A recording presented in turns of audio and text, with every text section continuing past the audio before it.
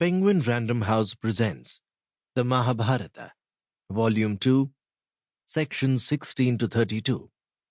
Translated by Bibek Debroy. Read by Sumit Kaul.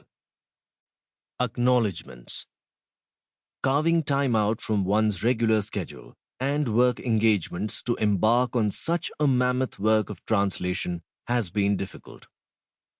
The past tense should not be used, since only 20% of the road has yet been traversed. Sometimes I wish I had been born in 19th century Bengal, with the benefactor funding me for doing nothing but this. But alas, the days of gentlemen of leisure are long over.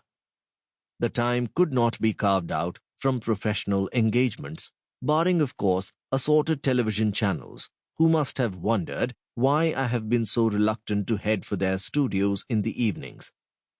It was ascribed to health, interpreted as adverse health.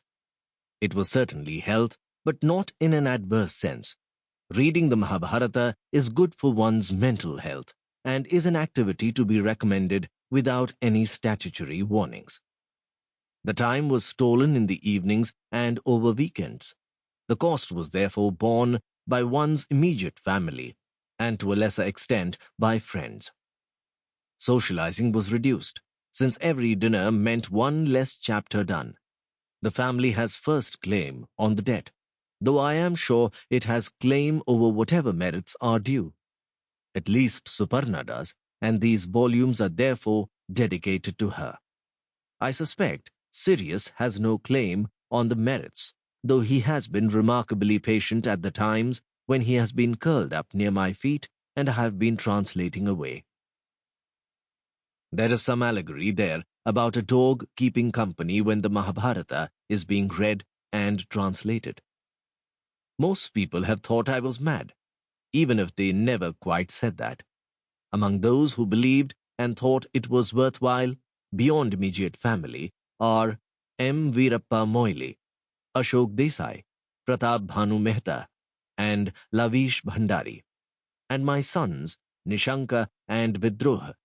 The various reviewers of the first volume have also been extremely kind. Incidentally, I wouldn't have been able to do it without Vaman Shivram Apte. When he compiled the student's Sanskrit dictionary more than 100 years ago in Pune, I am certain he had no idea that it would be used so comprehensively to translate the Mahabharata. Penguin also believed. My initial hesitation about being able to deliver was brushed aside by R. Sivapriya, who pushed me after the series had been commissioned by V. Karthika, and then Sumitra Srinivasan became the editor, followed by Paloma Datta. The enthusiasm of these ladies was so infectious that everything just snowballed, and Paloma ensured that the final product of the second volume was much more readable than what I had initially produced. When I first embarked on what was also a personal voyage of sorts, the end was never in sight and seemed to stretch to infinity. Now that 20% is over and 10% more is in the pipeline, the horizon can be seen. And all the people mentioned above have had a role to play in this journey. Introduction. The Hindu tradition has an amazingly large corpus of religious texts, spanning Vedas, Vedanta, Brahmanas, Aranyakas, Upanishads, Vedangas, Smritis, Puranas, Dharmashastras, and Itihas. For most of these texts, especially if one excludes classical Sanskrit literature, we don't quite know when they were composed and by whom. Not that one is looking for single authors. Some of the minor Puranas, Upa Purana, are of later vintage. For instance, the Bhavishya Purana, which is often listed as a major Purana or Mahapurana, mentions Queen Victoria. In the listing of the corpus above figures Itihasa, translated into English as history. History doesn't entirely capture the nuance of Itihasa, which is better translated as, this is indeed what happened. Itihasa isn't myth or fiction. It is a chronicle of what happened. It is fact, or so runs the belief. And Itihasa consists of India's two major epics, the Ramayana and the Mahabharata. The former is believed to have been composed as poetry and the latter as prose. This isn't quite correct. The Ramayana has segments in prose and the Mahabharata has segments in poetry. Itihasa doesn't quite belong to the category of religious texts in the way that the Vedas and Vedanta are religious. However, the dividing line between what is religious and what is not is fuzzy. After all, Itihasa is also about attaining the objectives of dharma, artha, kama, and moksha, and the Mahabharata includes Hinduism's most important spiritual text, the Bhagavad Gita.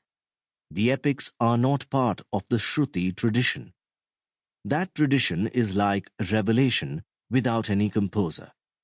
The epics are part of the Smriti tradition. At the time they were composed, there was no question of texts being written down. They were recited, heard, memorized, and passed down through the generations.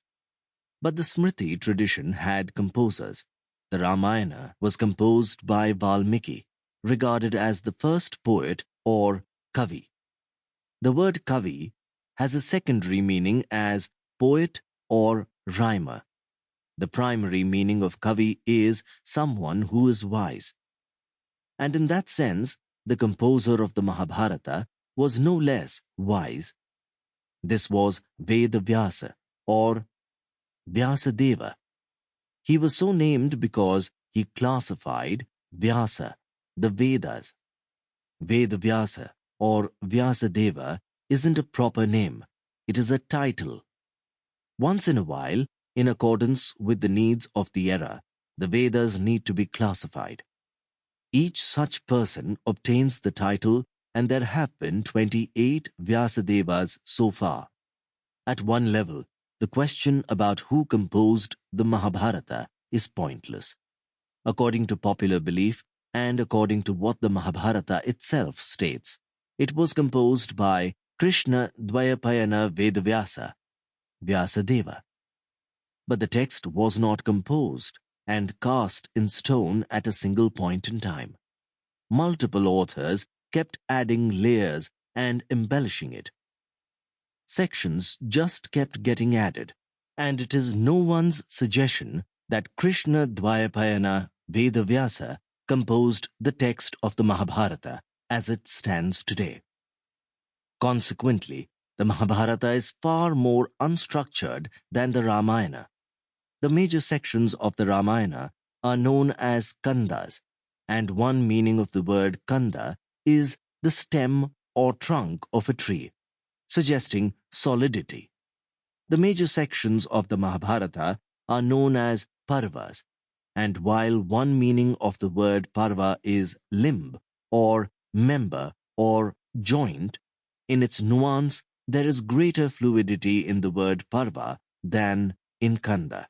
The Vyasadeva we are concerned with had a proper name of Krishna Dvayapayana.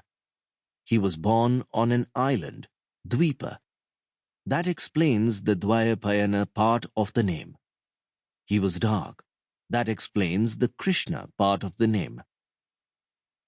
It wasn't only the incarnation of Vishnu who had the name of Krishna. Krishna Dvayapayana Vedavyasa was also related to the protagonists of the Mahabharata story. To go back to the origins, the Ramayana is about the solar dynasty, while the Mahabharata is about the lunar dynasty. As is to be expected, the lunar dynasty begins with Soma, the moon, and goes down through Purarava, who married the famous Apsara Urvashi, Nahusha, and Yayati. Yayati became old, but wasn't ready to give up the pleasures of life. He asked his sons to temporarily loan him their youth. All but one refused.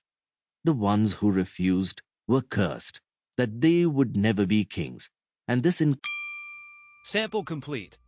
Ready to continue?